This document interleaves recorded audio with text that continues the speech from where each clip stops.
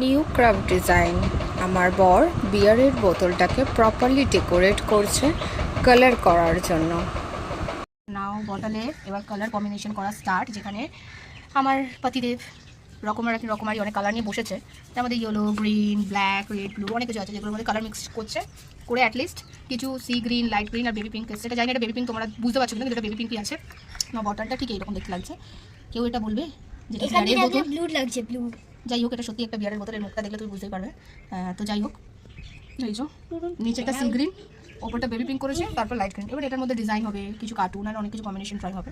অনেক মনোযোগ দিয়ে আজকের এই কাজটাও করছে, যেটা দেখেও ভালো লাগে। শুধু এটা নয়, এটা সাথে সাথে আমার রান্নারও হাতাহাতি হেল্প করলো এক্ষুনি মাছগুলো করার সময়। ও যথেষ্ট হেল্প করে। আর এই যে বসে আছে, এও অনেক হেল্প করে।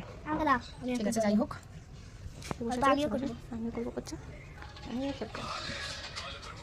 তো এখন কালার কম্বিনেশনগুলো হচ্ছে, আর মসৃণ হোক আরও নিট অ্যান্ড ক্লিন হোক, তারপর আমি দেখাচ্ছি।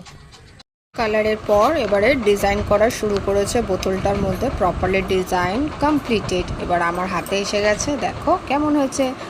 ভালো লাগলে কমেন্ট, শেয়ার করো, লাইক করো, অনেক অনেক।